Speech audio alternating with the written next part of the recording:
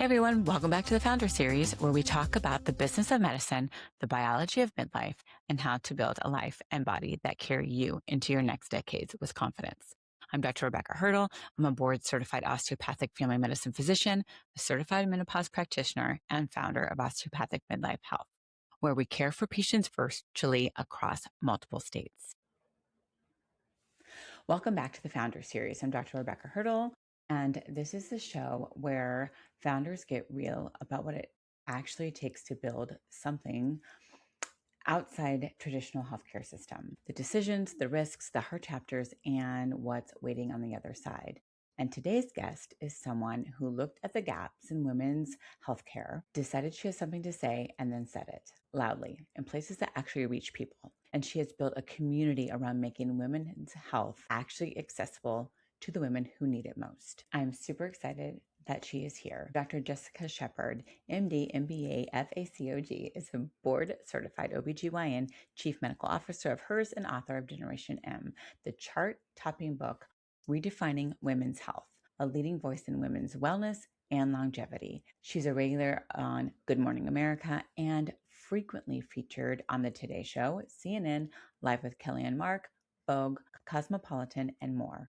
With a no-nonsense approach and deep medical expertise, she's helping women cut through the noise, take control of their health, and feel their best at every stage of life. Everyone, please welcome Dr. Jessica Shepard. And I am still laughing because we were just chit-chatting. And so I'm still trying to get my bearings. But welcome so much to the Founder Series. Thank you. And you are how many hours behind me? 6? I am 6 hours behind you, yes. It took us only, maybe a day and a half to figure out the math behind that, but we figured it out. It is 6 hours behind. And it's so funny, because I was just like, am I wrong? Did I do this? I'm like, okay, well, let's put this in chat. How many hours is Hawaii? 9 EST.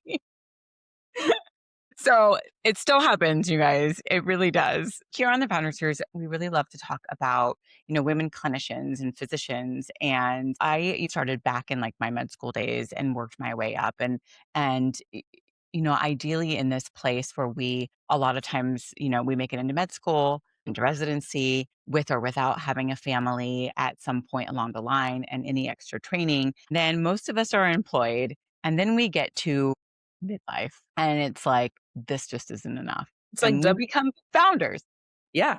writers and authors and CMOs. The funny thing is, I find like in your 30s, there's this moment where you feel, especially after residency, like truly accomplished, which for good reason, because you finished probably like 12 years, 14 years Yeah. of education. The And it, smartest I've ever been yes. is And right you out of residency. like this, I have done a remarkable thing. And then you continue in that path of now doing what you've learned. And then in your 40s, you're kind of like, and I can do more. Yeah. People are like, what? And you're like, Yeah. you There's, know, there's more in there. yeah, there's a lot more in there. In your story, starting at the beginning, not just the beginning of your career, but the moment or the accumulation of moments where something for you started to shift. When did that kind of start for you? Yeah, it was because if I look back at, I did residency, OBGYN, and then I did a fellowship in minimally invasive gynecology. So I spent 15 years really focusing on the surgical aspect of women's health. And then obviously, with GYN in there as well. And then it was in my kind of tail end of that time frame in my 14th, 15th year where I realized that women were coming to me and there's this underlying story of midlife. This underlying story of their stories were all woven with like a lot of commonalities. But I realized the medical space, including myself, didn't really have good answers. Mm-hmm. So the things that we talk about very openly now, especially, you and I as menopause experts of, I don't quite feel myself, something feels off, whether it was weight fluctuations, whether it was emotions. And we could speak very well to as an OBGYN changes in menstrual cycles because that's our jam. We know everything about a menstrual cycle, but the other things I couldn't account for. And I was like, something else is going on and I want to kind of figure out what that was. And it was that time that I said, there's a lot going on in sexual health that's not being addressed, emotional, mental capacity and what's not being addressed, but also that in feeling of something's going on and I can't quite put my finger on it. And that's when I really tapped into midlife medicine, perimenopause, menopause, sexual health, and kind of like a little nugget, I did my undergrad degree in exercise physiology. And I think With Hydrox, we'll talk about that in a minute. right, I know my Hydrox experience is when I saw that there is this kind of intersection between physiology, and a lot of my PhD friends in physiology and kinesiology were already telling me that there's a shift physiologically in women in midlife. Yep. And so when I paired that with the stories that I was hearing, I was like, this is where it is. And that's kind of when I just like was like, I want to do now something else, not something else, but within women's health of midlife. And that's when I kind of made that kind of hard left turn into just specializing in sexual health and midlife transition. And that was how long ago? That was now, if we're in, gosh, 7 years ago. You're one of the Yeah. OGs then. Yeah, I've I been mean, doing this for a long time. yeah, Yeah. yeah, because I think I've been 3 or 4 years, something like that. So, Yeah. yeah, I mean, you really were listening and honing in at, There's at the something very there. beginning. There was just, like, something there, and then tell me about your MBA and the MBA. Right. And also, so the funny thing was when I was doing my fellowship, which was 2 years, I was always like, well, I always wanted like another degree, which was going to be an MPH or an MBA. And one of my good colleagues, he had an MPH and he was like, you know what? I think you already know enough kind of like that can kind of intersperse into MPH. He goes, get your Mm, MBA. He goes, I think you should do it. And so I looked at both programs and did my MBA at the same time I was doing my fellowship. Because st why not? Why not operate till 5 p.m. and then go to a 6 p.m. MBA class for 2 years? Because that sounds fun, said no one. No. Do you feel like and I'll tell you why, because I've thought about it now. I'm like, "Do I wanna get my MBA?" Do you feel like it was helpful to you? I mean, because we're not taught the business of medicine at Mm, all. at all. They're like, "Do medicine, but we won't teach you the business Yes. of."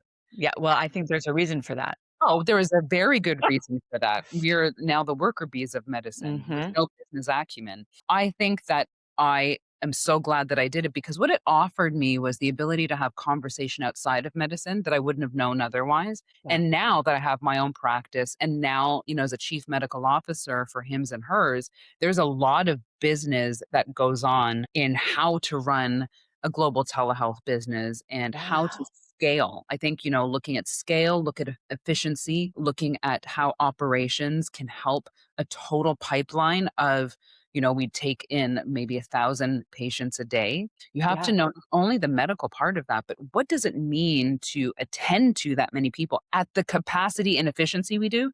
right, Completely business oriented. right.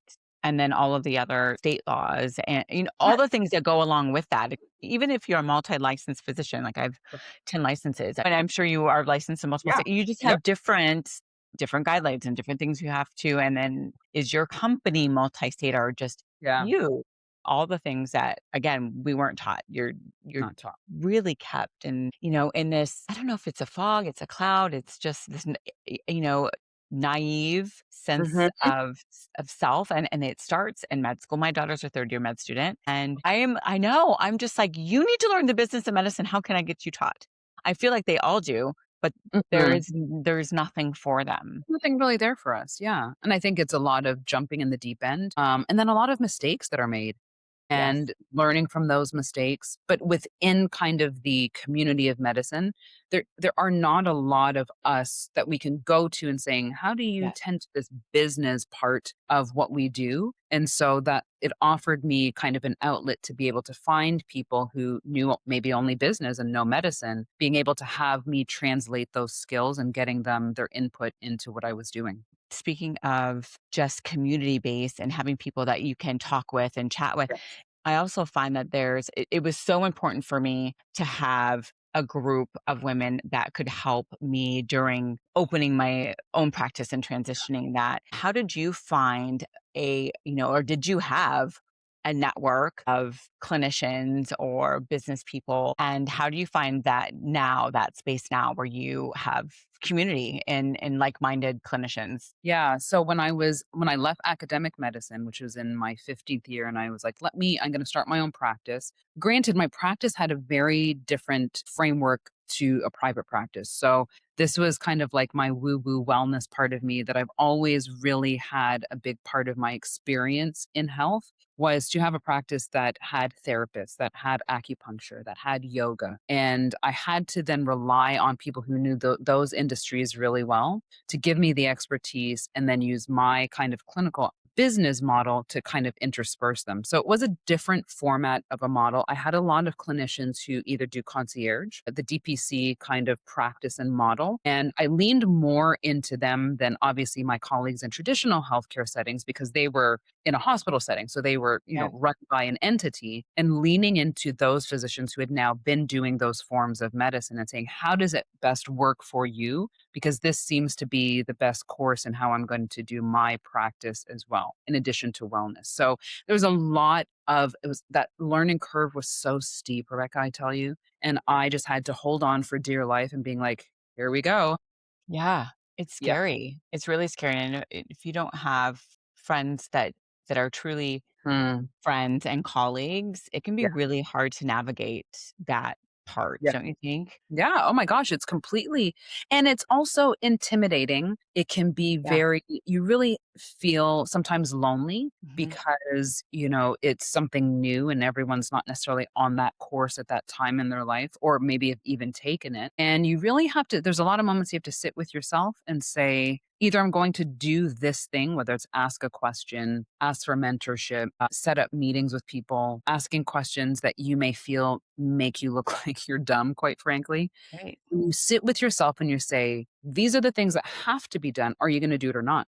And you get to sit there and being like, either I'm going to do it or not. But what outcome am I looking for? And I think Right. that's a fundamental question for anyone who's in leadership, in founding a business or a community or entity, is saying, what how far are you going to go discomfort in order to get the objective that you're looking for? And it doesn't necessarily mean it has to be a quick decision. It doesn't mean it's going to come overnight. But if you're not willing to challenge yourself in that way, most times than not, you will not do the thing that's hard. Yeah.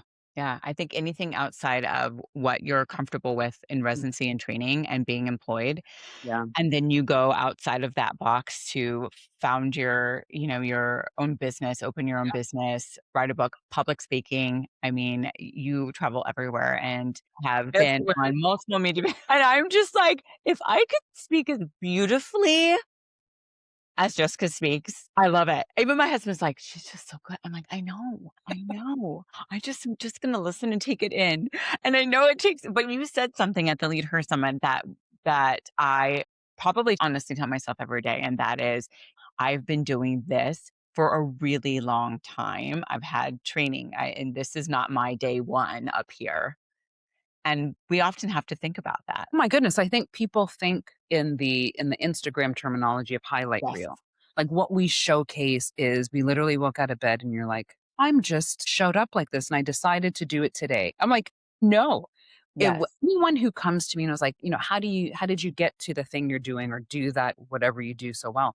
I was like, if there's anything that I could say is consistency, consistency, consistency. Because over time, it's never the big action that you did last night. It's the small steps that you were taking from 3 years ago, 5 years ago. I mean, you and I were talking about this before, is if we look at the versions of ourselves when we first started to enter the menopause space Yep. 3 years ago, 7 years ago, however long, there's so many things that we do now in routine because of habit and practice of it consistently rather than something that we just learned yesterday. And if you can stay true to that, because there's frustrations that come with the consistency model, there's sometimes just boring, Yeah. right? Just being consistent every day. Yep. And, that doesn't bring along this whole like fantastic, like up and high and low. And no, it's the Right. boring shit every Yes. day that you stay focused on. And all of a sudden, 10 years later, you're like, oh my God, I can't believe that this is me now. Yes. I think that's so important, especially for our younger, clinicians and women, really anywhere, our young girls and young women that are seeing things on Instagram. Yeah. And, you know, in the social media space, that instant gratification, and it's a lot of work. It's a lot of work that we've done for a really long time, Mm. and I don't think, if you stay authentic to yourself, it's I think the most important thing is just being authentic. I will die on that. Yep. Stay true to who you are. No one else can do Rebecca the way Rebecca does. No one else can do Yep. Jessica the way Jessica does. Now, what I will say, when people are like, in your media training and now that you do so much media, there were people that I would look at and being like, oh, how did they do that really well? And then Yeah. you can practice that, but it's still Oh, done in yes, your authenticity and you're trying 100%. to be that person, but you are taking a skill set Yes. that they do really well. And you're like, Sure. can learn from that, but I'm gonna do it in my own Yep. way. And that's anything that's even with just like medicine, right? How we treat Yeah. menopausal women. Like Yeah. we learned how to do that and then Right. we do it in our way or we deliver it in our way. Yeah, Mhm. I think that's really important. The best compliment a lot of times can be something that, maybe you did and someone put their own twist and you're like, "Hey." And Yeah. then you really need to be like, "They must have really liked that idea." And Yeah. so it really is a compliment to some Yeah. an idea that you had, rather it being like, oh, you can turn it into a negative if you want Yeah. to. Yeah. And so tell me about Generation M, Yes. the book. Yeah. I was approached by, a publisher, and the funny part of that story is they called me and they were like, "Hey, this is such and such from this publication company. We were interested in potentially you writing a book for menopause." Immediately, let me tell you, I was born in Canada in Toronto and then spent a lot of time in East Coast. So I'm always like suspicious. I'm Yeah. like, "How'd you get my number? Who are you?" So literally I'm like, "Who is this?" Is that an East Coast thing? Because I grew up in California, and I'm seriously, like, Yeah. always. Like, "Who are you?" Yes. And so I was, like, very, like, flat tone on the call, like, "Who is this? How did you Mhm. get" How'd you get So my number? finally, she was like, "I went to this certain conference and saw you speak." And then I was like, "Oh, okay, so you really know." Did you just, like, see me on LinkedIn and, like, made a blind call? Like, who is this person? Is this really a publishing company? And so when I remember when we finally had more phone calls after I'd removed the whole suspicion narrative, and I said, if I'm going to write a book, I want this book to be so relatable that it would feel like a conversation that like you and I are having right now, or we're Yes. sitting on a couch and just really like talking about our experiences and what this whole midlife looks like. And I didn't want to be maybe, what we've seen maybe in other doctor books for whatever topic of I'm still feel like I'm in an exam room and I'm speaking down at Yes. you, or Yes. delivering something in a way that is Like, so at you. yeah, like it's this like high view of like, wait, they walk out and they're like, I don't know what that person just said. I want you to come back to it all the time, take notes, and hand it over to your girlfriend so that she can read it and being like, thank you so much for that. So I wanted it to be like this love letter to the patients I had seen, to myself, the version of myself in Yep. midlife that would feel inclusive, it would build community, and it would make you feel that warm feeling and not that it was a dreadful time in your life. Because I do think that it has been typecast to be this horror story. Menopause is like, Absolutely. and I'm like, no, I want to look at it in a different way and embrace it and say, I can do this. I can do hard things. And I can Yes. also use this as an opportunity to build my life in a way that feels so individualized and personalized to me with care. Yeah. Yes, I love that. And midlife is I have adult girls, and my youngest daughter is a freshman, so she's 14. And I tell you, Tell, tell the perimenopause and sure puberty everyone knows. How many children do you have? is 6. I gave birth to 5, we have 6. Yeah. Yeah. Okay. So let's just put that out there because you get a medal. You can do hard things. Well, I'll tell you, perimenopausing with a 14-year-old pubescent in puberty, that might be it, you Oh, know? And so when you said, like, it's tough, this midlife, and I'm like, "But puberty is really, really hard." I just think we forget and we forgot mhm. because the difference that we have as midlife women is the experience, Yeah. and in ourselves, we've kind of become these, like, really badass women. Yeah. And I think when you are in puberty, you feel so small and so unsure and, so scared. It Yeah. is. And what you said it earlier in the statement when you were saying we don't realize how hard it is. I do firmly believe that, society and, don't get me on another tangent, but just the kind of patriarchal framework Yep. globally Yep. is when girls, so that's starting at a young age, go through something so just like so fragile and so remarkably hard, we are still told to don't talk about it, Yeah. put it down. Everyone goes through it, so just shh, Yep. like complain Yep. and don't have any emotion about it and don't talk about it really carries through to why we're seeing this in midlife where women are like, I'm not going to talk about it. This is shame. 100%. I don't know what Yes. I'm doing, but I'm not going to say anything. It I'm really is struggling, this. I'm suffering, and I'm not gonna say anything, right? And that's why I love, the group that we're in of really broadcasting menopause and midlife as this. We're going to be okay. And Yeah. this is a normal biological Yes. thing. Transition. So why would we not want to do it in the best way that we can and Yeah. form community around it? Yeah. It sounds so simple, but here we are like clawing our way out of Oh this my dark goodness. hole of shame Yeah. for women who go through something biological. Like we didn't sign up for it. We weren't like, I think today, check all the things that you would like to go through. Yeah. Menopause, like it's on there. That one's already checked. We don't get to Yes. rub it All the off. suffering, that's what I want. That's the path I'd like right now. Yeah. Yeah. Sign me right up for that. Exactly. But I also think too, and health-wise, Mhm. it's not just this, this transition of that biologically that we're not in control of, but health span-wise, there's Mhm. so many things, right? Yeah. Heart disease and I mean, just things that I'm just like, "Hi, guys, are we just, like, not thinking about this at Mhm. all?" The things that can happen and that will eventually happen that can decrease our health span as we're aging if we don't address it. That is I was giving a grand rounds earlier this morning, and one of the slides that I typically use in all of my talks, whether it's about longevity or just menopause, is that we look at our life expectancy and then we look at our health span. And that gap of 9 to 11 years of where we really live in poor health.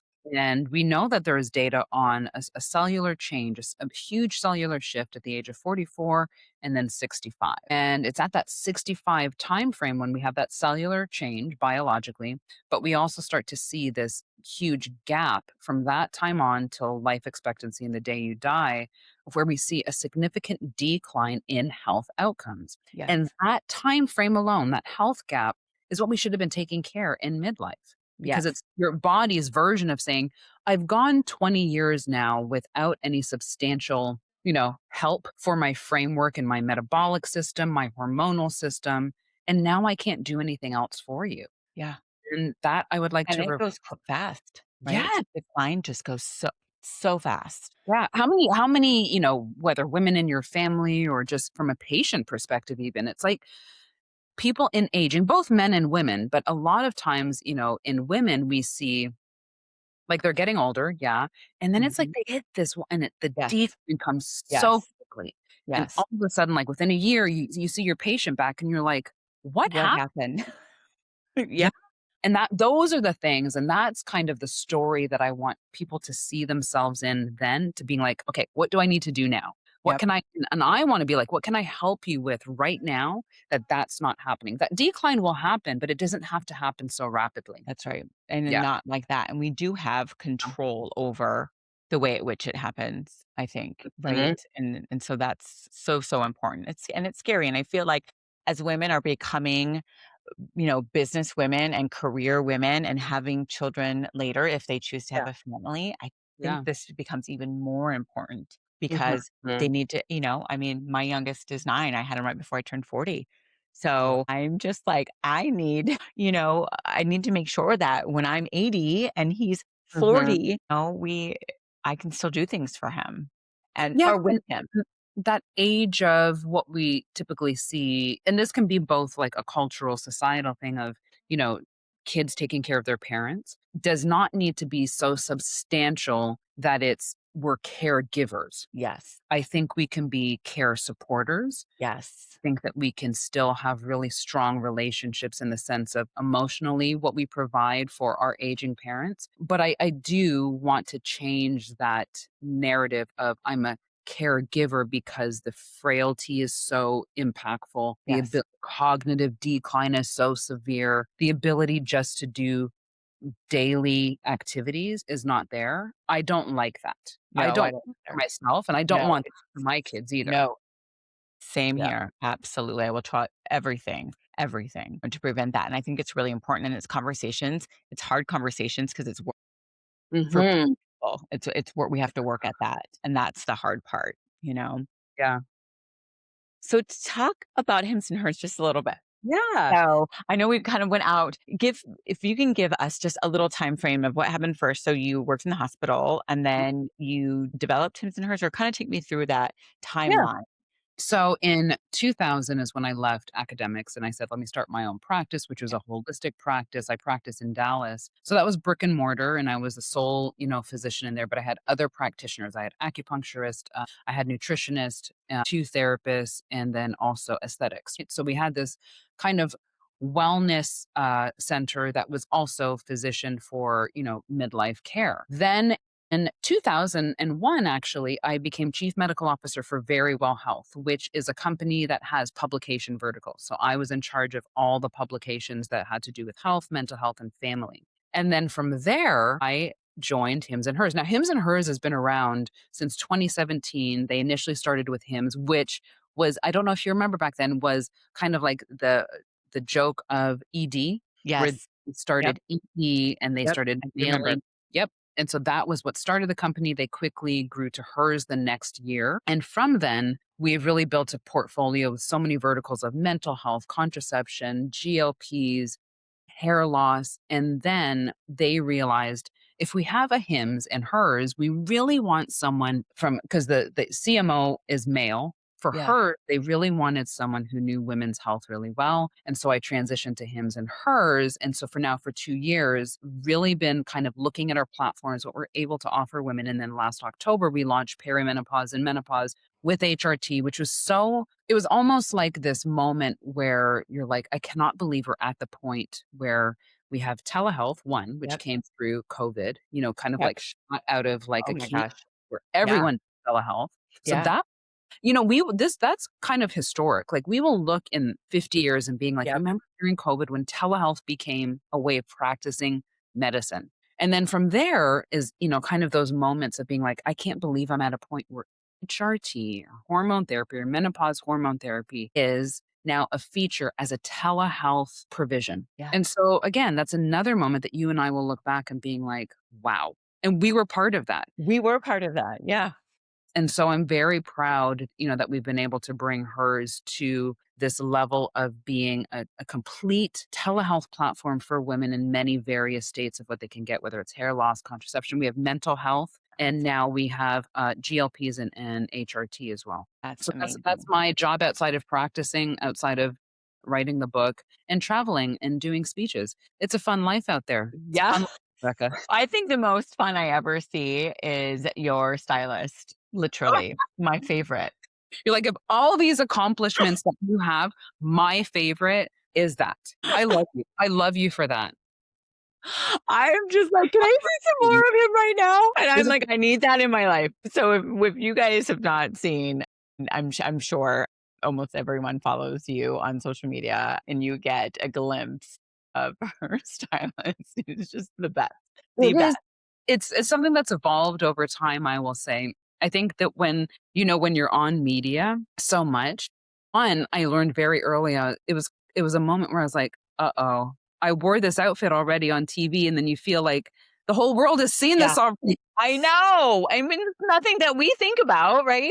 This is clearly anyone who's listening to this is so funny. I'm so glad we've, like, veered off into this. This is a first world problem, clearly. Like, I can't believe I 100%. wore the same outfit on TV twice. And so that's kind of where that started very early. And so I was like, all right, Jess, you got to find a way to, like, quickly being, at a moment's Yeah, notice, when they call you for a yeah, segment, is being like, okay, what am I going to and you gotta do? go. Gotta go. Yeah, And yeah. so then that evolved into, okay, now we're gonna actually refine it. Because some of my segments, if you look at them earlier, I was like, what were you doing with that outfit, ma'am? Well, who chose that for you? No, because 'cause I'm still in that part of life. I'm like, M to the E, that's it. Oh my gosh. It's just so what would you say has been genuinely hard about this path that you've taken? Not just learning and experiencing, but what's been just hard, whether it's been inside medicine, inside the media world, inside building a company? Was there a wall that you hit, or is there just a part of that where you're like, this was hard? Yeah, and this is why, again, I love what you're doing on this platform for your podcast, is for women who are listening to this, or anyone who's listening to this, is to understand in a leadership, founder's role as a woman, there are always going to be obstacles. And one, we have to learn to talk about them, but also Yep. we have to learn how to be vulnerable and transparent to some degree of offering our stories of when we hit a wall. And so for me, I would say there are multiple that I could list, but one is you feel many times inadequate, right? Yeah. So the Yeah. inadequacy of,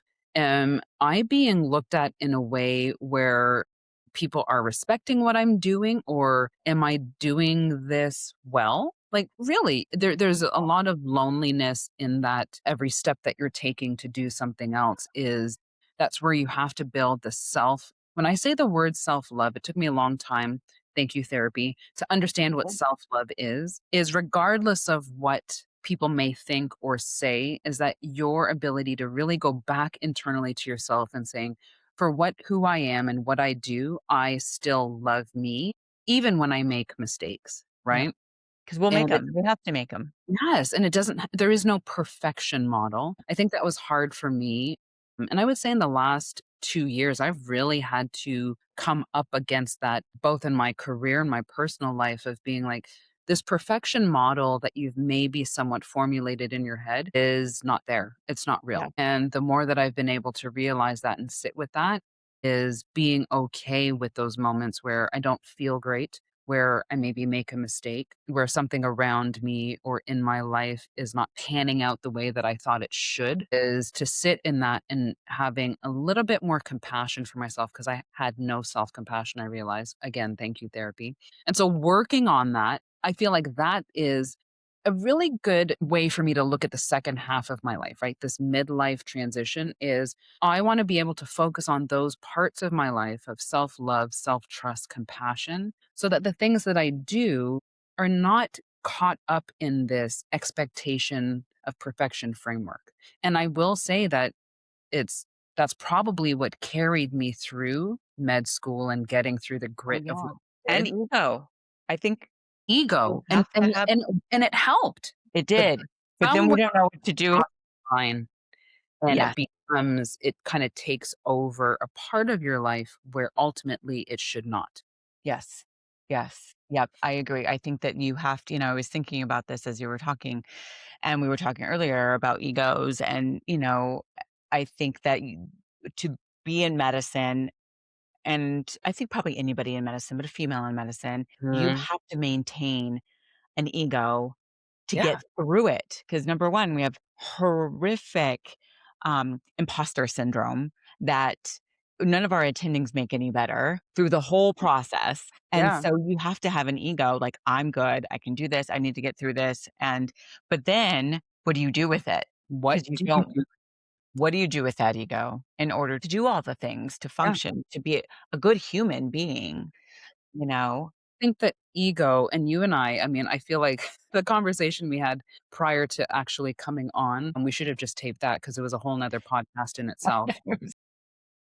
The ego of what got us to where we are and who we are. Everyone has egocentric mind. That is a Mhm. very natural part of who we are. We also have the choice in understanding what it is aligning with in our life, how it may be harming people, how it may be impacting the decisions we make, and truly how we center who we are to And ourselves. And if we don't check our egos, many times it is more harmful than we think. And that yep, is something that I really realize I need to step out of. And once you're aware of it, you can see it both in yourself. We had talked about this before, but then yep, in other people when they're presenting with their egocentric mind and self, you actually can not be offended by it as much as you used to before because you understand ego and you can yes, see that that person is operating out of ego. And you can take a step back and being like, this actually has nothing to do with me, and I don't have to take that personally. yep. Yeah. Yeah, that's Yeah, really it's so much exciting. more relieving for your internal self and not being triggered all the Yeah, time when you're able to see it in yourself, but then also in others. yeah, absolutely. What would you go back and tell yourself Mm. specifically what not to worry about? I So we would always talk about our midlife selves talking to our 20 or in early 30-year selves I even. hear that question often, and I think a lot of times before I was like, "What would I tell myself different?" But that was because I felt that there had to be things done a certain way, and so the framework of certainty for me was like, "Well, what would I tell myself when there's only a framework of certainty?" Is that the uncertainty and the flexibility of what life presents itself is also okay. Mhm. And I think and you can remember this, like when you're an undergrad and you're like, the pressure of doing the MCAT.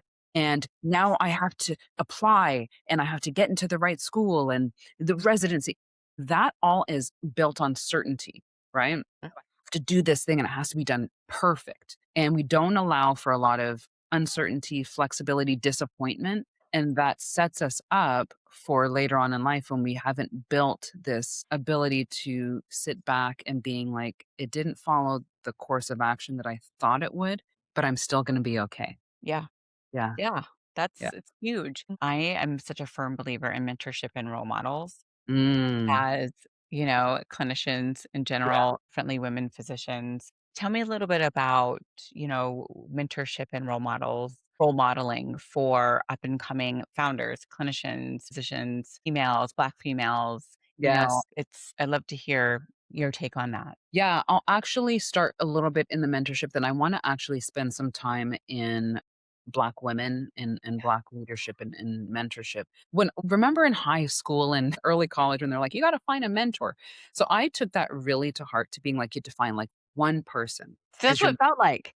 yeah, it felt like only find You don't one. understand that multiple people can be a mentor. So over time, I realized, oh, there's different aspects of my life and I can have multiple mentors. So that was one thing. And then I also realized, and I tell this now to my mentees and people who ask me this question when you go to ask someone to be your mentor, come with a specific ask and also allow them to know that this does not have to be a curriculum. Like I felt it needed to be like, we need to meet every 2 weeks or every month. Yep. And, that it And was they're like freaking out. I don't have time. because then I realized too, as I got older and I had more responsibility and more load, is that I couldn't devote a time to how I used to think of mentors and mentees.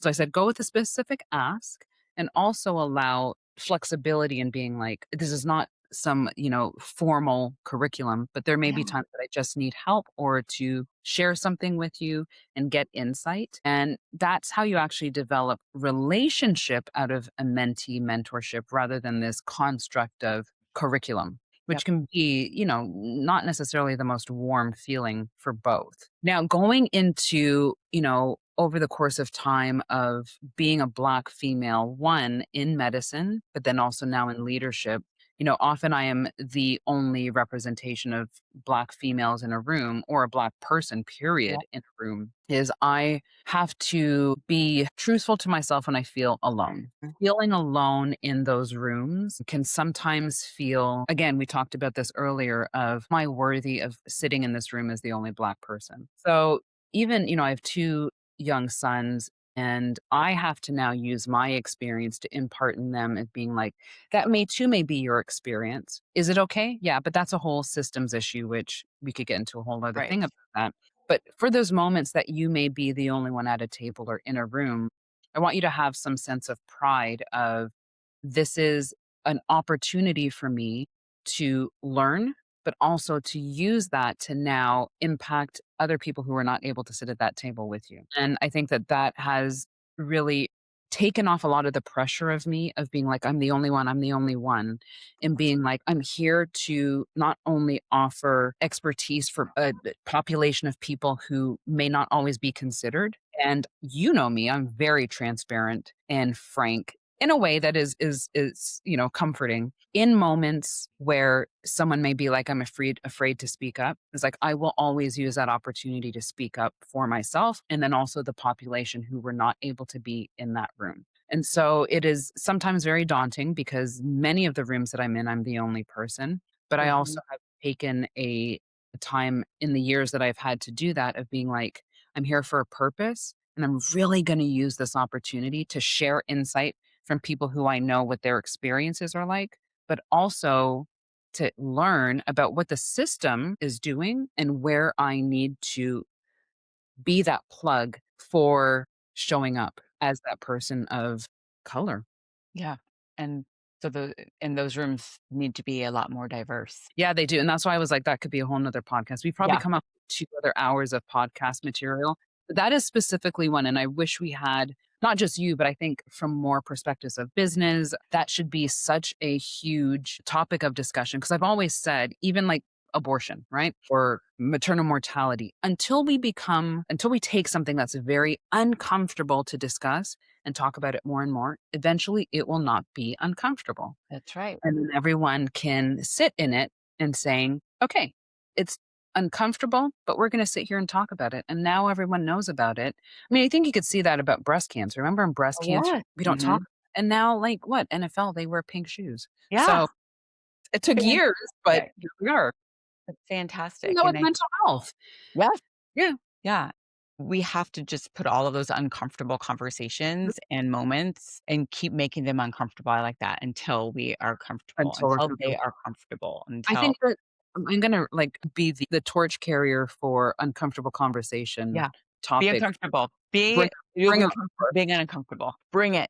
What words of advice would you have for those women, young girls and young Black women and young Black girls that want to be where you are and look up to you as a role model? Because I think it's important. Yeah, I do believe that community is helpful. I think community in anything, right? You can take Yep. any topic and saying forming community around that is going to be very helpful for you to, when you feel moments of sadness, loneliness, to have your community to lean back into for support. But finding your community, which may be harder as you start to go into more positions of leadership, Mhm. but it doesn't mean that it's impossible. And then the other part of that is as you are starting to be in more rooms or have more experiences or more exposure, is as you're starting to experience that, is always remember there's someone else who might need the door opened a little bit more for them so they too can enter and have more experience and community and exposure to this as well. And that really, and it kind of that goes to what you said earlier, if we need more diversity. So when I think of collective diversity and increasing those numbers is one, the responsibility of the organization or the institution to make sure that they're creating those opportunities, but also for people who are of diversity in the room is to still have some responsibility to saying, now I want to use my expertise or my influence to bring others into that room as well and not shutting that door once Yes. you're, yeah. Yes, that's so important, and I think we all have that responsibility to Mhm. do that as Everyone plays a part.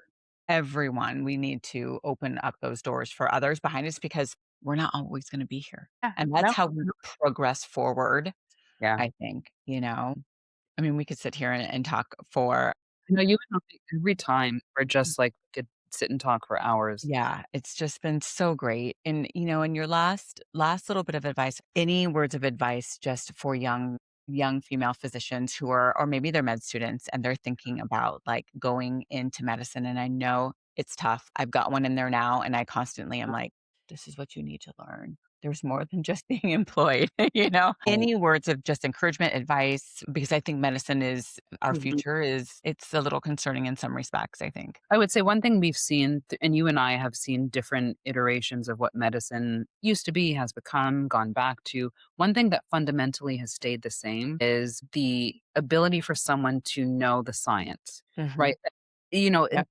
when we see, you know, business models take over medicine, right? So whether that's VC who takes over medicine or in hospital organizations where administrators typically will have more power than the physician themselves. To me, we have always seen an iteration of that, whether it's through insurance, it always backfires because the people in the room who are able to do the actual care and tend to the disease state or the person or the surgery that's needed are actually the people who studied the evidence behind Yeah. science. We're seeing that now in government of, where it's not real science, it's pseudoscience. And that already has backfired multiple times. So, however you want to represent yourself in medicine, you still need fundamentally the science and the Yep. evidence. And that to me will never change. And that what has substantiated the ability for medicine in all its forms of what it's tried to become, it always has to go back to the data and the science. And once you're able to really fundamentally kind of root yourself in that, You can do whatever you want outside of that, but you Right. have solidified that kind of core of why we are who we are and why no one else can do what we do. Yep. And why AI won't take all of our jobs. It won't. I Now, mean, and I was on a panel with a Google executive when he said this. This was about 2 years ago, and this is when I was even very skeptical of AI. I was scared of it. And he said, "It's not AI will take away the jobs from humans. Humans who don't understand AI will be obliterated, kind 100%. of taken out of the scene." And so for me, that was this opportunity for me to be like, "Okay, don't be afraid of it." Right? Yeah. Learn how to use it. We've gotta use it, so use it to the best of your ability. I think that's, a lesson for life is many times we will not sit with ourselves and understand what it is you don't want to do something. It's usually based in fear. So Yeah. once you can kind of step out of that and learn about yourself, then you can step out of your fear and learn so much more about yourself. Absolutely. Well, tell us where all of our listeners can find you. Yes.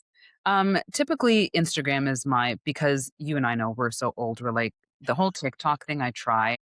I'm not good at it.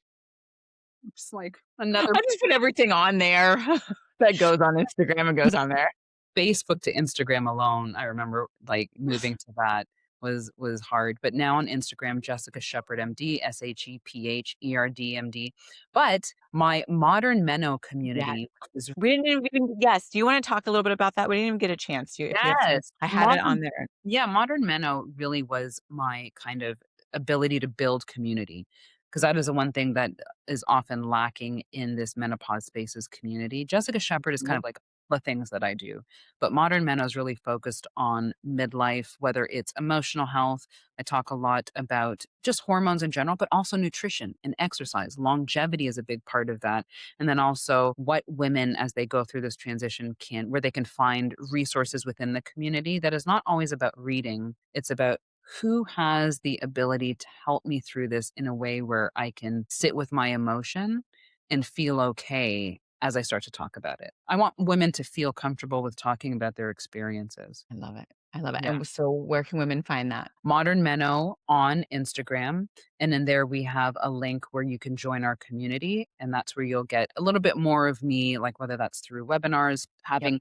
and you will be on there as well, having discussions with experts in a more conversational way. So it's kind of like Generation M. We talked about Yeah. Generation M. Building community is expanding that through Modern Menno. Oh, amazing. Well, Yeah. this has been the kind of conversation, honestly, that I started this show just to have. It's been so great. Thank you so much for being here and giving us a full picture, your time, the good, the bad, the hard parts, and what it looks like to use your platform to move something forward in women's health. It's just amazing. So I'm super grateful. Thank you so much for being Thank here. you. And it is, I think, maybe snowing here.